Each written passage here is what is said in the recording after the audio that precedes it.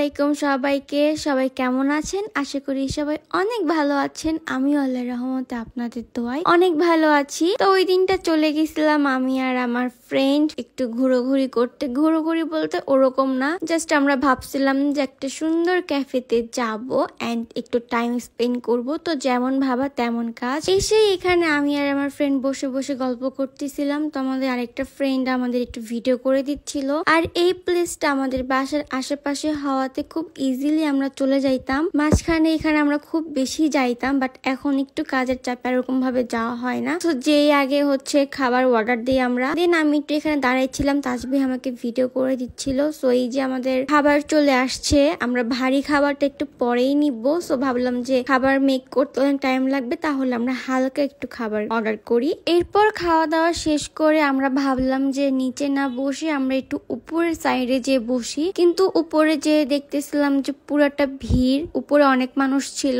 দেন আমরা একটু ওয়েট করি, ওয়েট করার পরে উপরটা ফাঁকা হলো, দেন উপরে যাই। আর এদিকে আমাদের খাবারও চলে আসে। তোমরা অনেকে আমাকে বলো আমি কিভাবে এত মোটা হলাম, তো চলো তোমাদের সাথে আজকে এটাই শেয়ার করব। আমার শরীর স্বাস্থ্য ভালো হওয়া নিয়ে কত কৌতূহল সবার, তাই ম্যাজিক্যাল এই দুইটা প্রোডাক্ট বোধ হয় না দেখালেই নয়। নানান রকম চিন্তা ও অরুচিতে শরীরটা এত খারাপ হয়ে গিয়েছিল, মনে হচ্ছিল নিজের প্রতি আরো একটি যত্নশীল হওয়া উচিত। তাই অনলাইন থেকে এই দুইটা প্রোডাক্ট অর্ডার করি, বাদাম নিউট্রিশন ও চকলেট শেক। ম্যাজিক্যাল বলার কারণ হলো এটা ওজন বাড়াতে এবং অরুচি দূর করতে বেস্ট কাজ করে, রাতের ঘুমটাও ঠিক করে। এই দুইটা প্রোডাক্ট আমার অলরেডি শেষ হয়ে গিয়েছিল, তাই নতুন করে আবার নিয়ে আসা। আর চকলেট শেকটা আমার একটু বেশি ভালো লাগে, তাই এটা দিয়ে ফার্স্টে শুরু করলাম। এর মধ্যে এতটা রেজাল্ট পেলাম, শুক্রিয়া। এটা কিন্তু BSTI এর অনুমোদন করা, তাই সাইড এফেক্ট নিয়ে আমি চিন্তামুক্ত আছি। আমার মনে হয় দাম দিয়ে হলেও ভালো জিনিস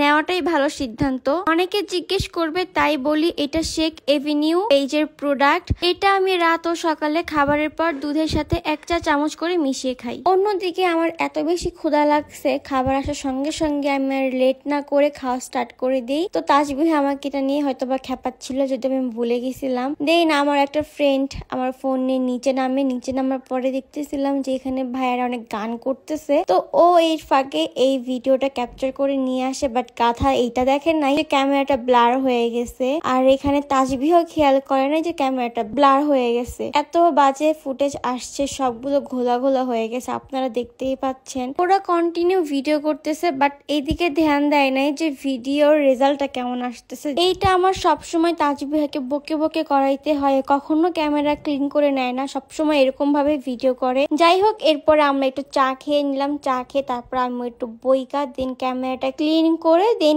ভিডিও করা আবার স্টার্ট করলাম। আর সে এদিক থেকে তার টিকটকের জন্য ভিডিও বানাচ্ছিল, আমিও তার একটু ভিডিও নিচ্ছিলাম। আর এটা ছিল অনেক আগের ভিডিও। এই ভিডিওটা তখন টিকটকে খুব ট্রেন্ডে ছিল, তো ও আমাকে নিয়ে এই ভিডিওটা বানাইতে পারে অনেক হ্যাপি। আজকের মতো এখানে টাটা, বাই বাই, আল্লাহ হাফেজ, সবাই ভালো থাকবেন।